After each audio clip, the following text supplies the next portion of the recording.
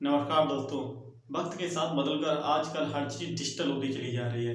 Digital यानी अगर हम इसको सरल शब्दों में कहें तो 0 और 1 के रूप में व्यक्त किया जाना ही डिजिटल होता है।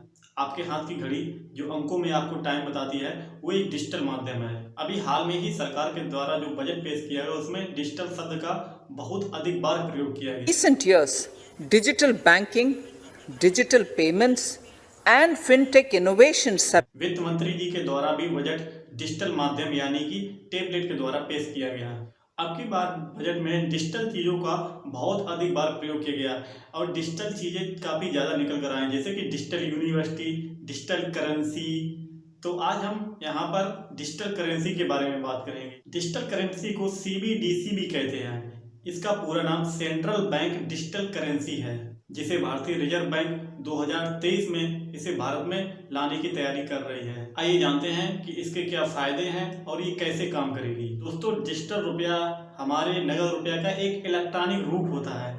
जैसे आज हम नोटों से खरीदारी करते हैं, वैसे हम आने वाले समय में डिजिटल तरीके से खरीदारी करेंगे, यानी कि जो नोट है हमारे वो अंकों में बदल जाएंगे। इसके लेन देन करने के लिए ना तो हमें किसी के बैंक की जरूरत पड़ेगी और ना ही बैंक अकाउंट की जरूरत पड़ेगी। अब आप सोच रहे होंगे कि ये तो आजकल भी हो रहा है, जैसे कि गूगल पे, फोन पे, UPI, पेटीएम इत्यादि। लेकिन आज हम आपको डिजिटल पेमेंट और डिजिटल रुपया के बारे में क्या फर्क है और ये अलग अलग कैसे किस तरीके से काम करता है, आज हम इसके बारे में संपूर्ण जानकारी आपको प्रदान करेंगे। दोस्तों, जब हम कोई डिजिटल पेमेंट करते हैं यानी कि गूगल पे, फोन पे, UPI के द्वारा, तो उस पेमेंट को करने के लिए हमें एक बैंक की आवश्यकता पड़ती है। जिसमें जब हम गूगल पे या फोन पे से किसी दूसरे को पेमेंट करते हैं तो सबसे पहले गूगल पे या फोन पे हमारे बैंक को निर्देश देता है। इसके बाद बैंक आपके खाते की छानबीन करने के बाद आपके खाते से पेमेंट को काट कर दूसरे के खाते में ट्रांसफर करता है। इस काम को करने के लिए बैंक में बहुत सारे कर्मचारी भी मौजूद रहते हैं और इस डिजिटल ऑनलाइन पेमेंट में कभी कभी हमारे पैसे भी फंस जाते हैं। लेकिन डिजिटल पेमेंट में ये समस्या नहीं है।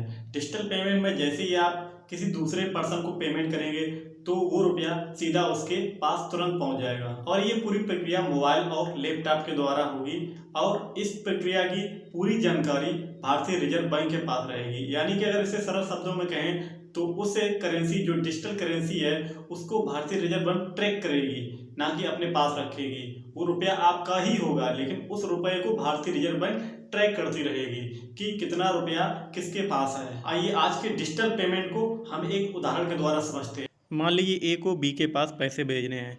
सबसे पहले A पैसे भेजेगा तो यहाँ पर सूचना जाएगी बैंक में।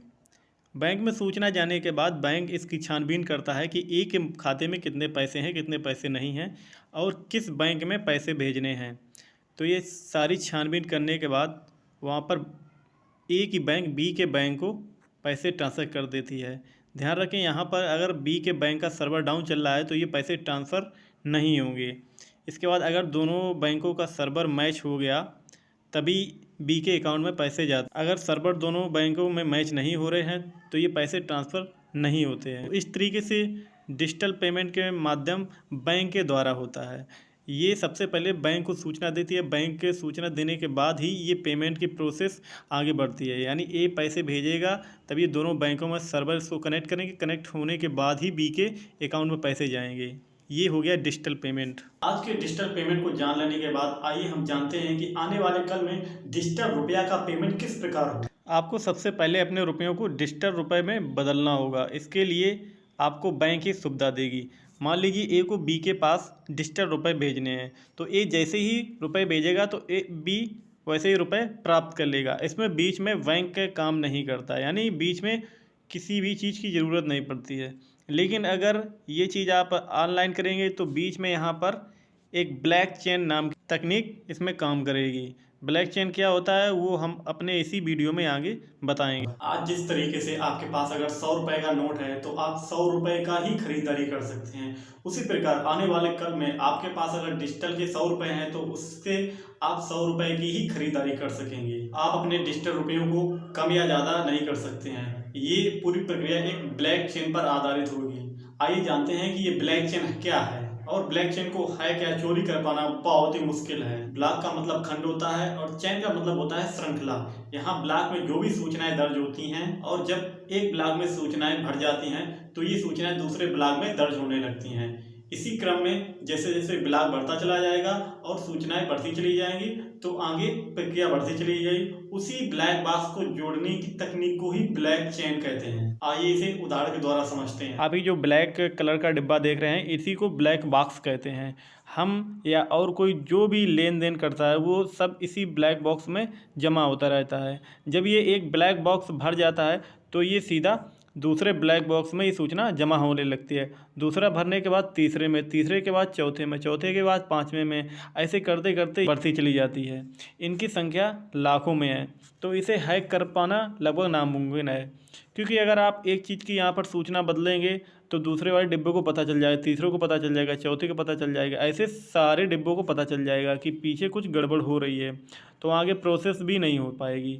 अगर आप एक का मान लीजिए बदल भी देते हैं तो दो का बदल लेते हैं, तो ऐसे तो लाखों डिब्बे हैं, आप लाखों डिब्बों की सूचना तो नहीं बदल पाएंगे, तो इसे हैक कर पाना लगभग नामुमकिन है। आने वाले समय में सारा काम ब्लैक चेन पर ही आधारित होगा। आजकल 40% लोग ऑनलाइन खरीदारी करते हैं और ऑनलाइन ही पेमेंट करते हैं, इसलिए डिजिटल रुपए का बाजार में आना एक शुभ संकेत हो सकता है और इसके कई लाभ हैं, जैसे कि नोट छापने का पैसा भी बचेगा और इसको ले आने और ले जाने के लिए ट्रांसपोर्ट भी बचेगा।